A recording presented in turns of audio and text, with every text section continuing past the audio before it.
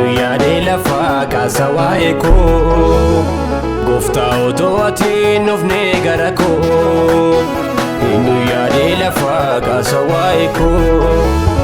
silaa badeen yaadatamuun ture ati goonaan nan argadhe kaayiree silaa badeen yaadatamuun ture ati goonaan nan argadhe kaayiree karaa kee jireenya argu barrisiin kan namaaf darbu ulaagaa nama guuchista guyyaa keetti dubbachista karaa kee jireenya argu barrisiin kan namaaf darbu ulaagaa nama guuchista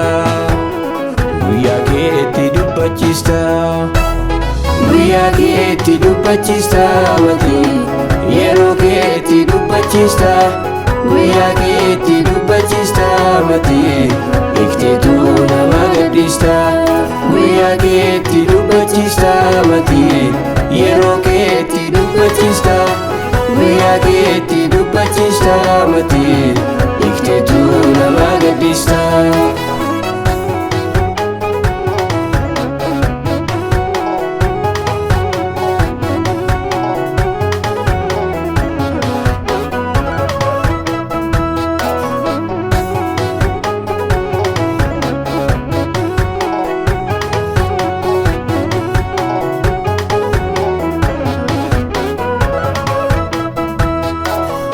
Alonni koo sindaangeessine natti gorteem lafa onatti amala koo na dandeesse na baatteetta mammaarratti sanaaf gooteen hin reegganne baastee maleem dabaltee gati gaarummaa kee yeroo yaadadhu hin argamu naaf akka keeti alonni koo sindaangeessine natti gorteem lafa onatti amala koo na dandeesse na baatteetta mammaarratti sanaaf gooteen hin reegganne baastee maleem dabaltee gati gaarummaa kee yeroo yaadadhu hin argamu naaf akka keeti karaa kee jireenya argu barrisiin kan namaaf darbu ulaagaa nama guuchista guyyaa keetti dubbachista karaa kee jireenya argu barrisiin kan namaaf darbu ulaagaa nama guuchista guyyaa keetti dubbachista guyyaa keetti dubbachista mati yeroo keetti dubbachista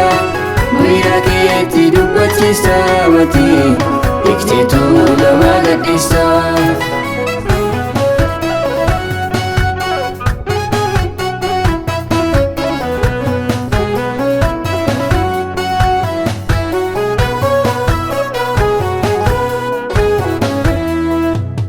maal tafee jiraata dubbii kee nalaa inni kaan lubbuudhaaf hin ta'u falaa si malee nyuree manni galgala kan afaan gooftaa kooluu sitti gala amanamtaati akka namaa miti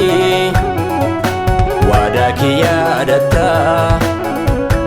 kakuu kee raawwatta amanamtaati akka namaa miti waadaa kee yaadatta kakuu kee raawwatta kakuu kee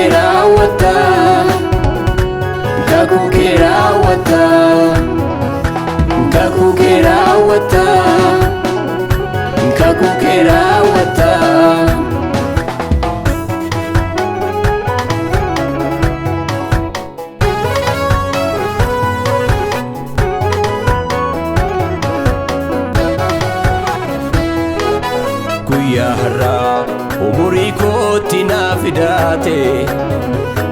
tuuta keessa Yesuusidha kan naa filaate harka guuttee naaf kennitee hiree ganama galgala koo nama mitiimsitu amanama guyyaa har'aa umurii kootti naa fidaate tuuta keessa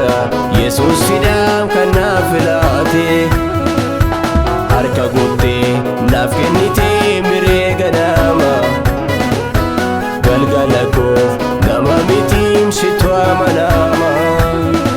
situ amanama situ amanama situ amanama situ amanama situ amanama situ amanama situ amanama situ amanama situ amanama situ amanama situ amanama situ amanama situ amanama situ amanama situ amanama situ